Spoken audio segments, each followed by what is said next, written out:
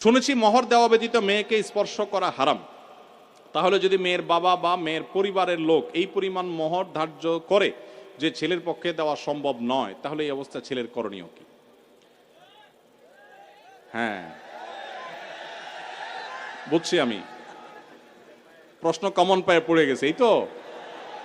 আচ্ছা শুনেন, যারা ঠিক ঠিক করছে এইসব হয় আবিয়াত্তা পুরুষ, আর না হলে বিয়ে করে বেচারা ফাইসা গেছে।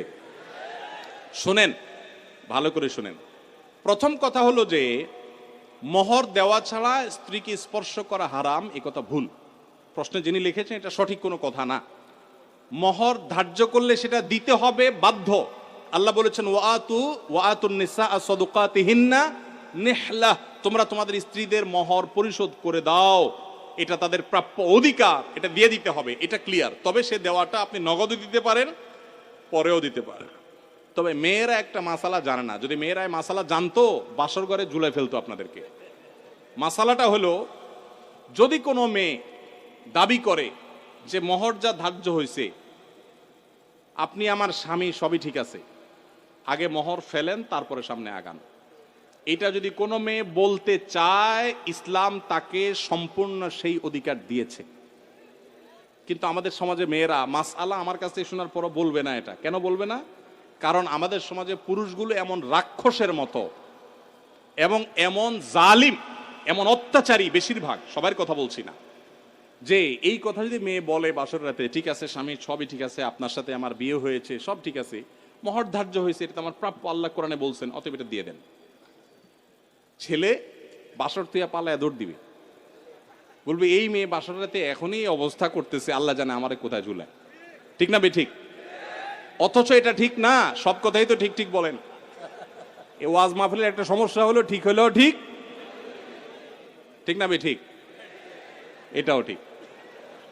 আচ্ছা যাক, শুনেন, নবী করিম সাল্লাল্লাহু আলাইহি সাল্লামের মেয়ে, ভালো করে শুনে রাখেন, নবী করিম সাল্লাল্লাহু আলাইহি সাল্লামের কন্যা ফাতেমা রাদিয়াল্লাহু তাআলা আনহা, তার বিয়ে হয়েছে কার সাথে?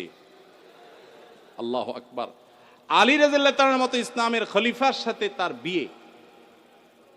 ফাতেমা রাদিয়াল্লাহু তাআলা আনহা তার বাবা নবী করিম সাল্লাল্লাহু আলাইহি সাল্লামকে বলেছেন, বিয়ে হয়েছে আব্বা ঠিকই আছে, বাট আমার দাবি হলো মোহর যেটা ধার্য হয়েছে সেটা যেন আমাকে আগে পরিশোধ করে দেওয়া হয়।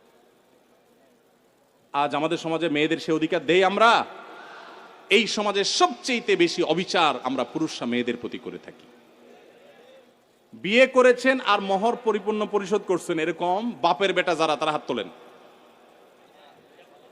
কয়টা বাপের বেটা দেখছেন এখানে? হাত গণেন তো, কয়টা হাত? লা হাওলা ওয়ালা কুওয়াতা ইল্লা বিল্লাহ।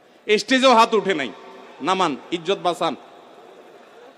উঠছে মানে অল্প স্বল্প উঠছে, আমি সবার কথা বলছি না।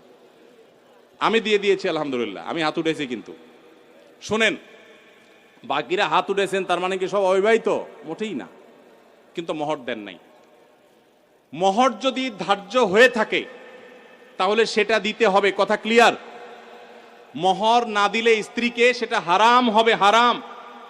আপনি পাওনাদারের পাওনা না দিলে যেরকম হারাম হয়, স্ত্রীর মোহর না দিলে সেটা গুনাহ হয়। হ্যাঁ, পাওনাদারের পাওনা যেরকম আপনি সময় নিয়ে তার কাছ থেকে 1 বছর 2 বছর পরেও দিতে পারেন, স্ত্রীর মোহরটা এরকম পরে দিলেও আদায় হয়ে যাবে।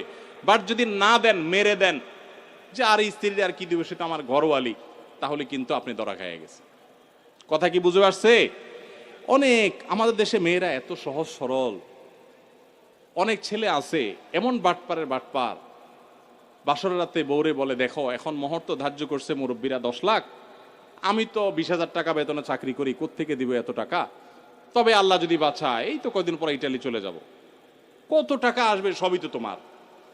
এইসব ফুসলানো কথা শুনে বেশিরভাগ সহজ সরল মেয়েরা বলে ফেলে, আরে কি বলেন, মোহরটর আমার লাগবে না, এসব কিছু আমার কিছু লাগবে না, এই মাফ করে দিল আর কি, ধরাটা খাইল। এই জন্য সহজ সরল মেয়েদেরকে ধোকা দিবেন না। এখন কথা হলো, বাপ মা বেশি ধরে ফেলছে, কি করবেন?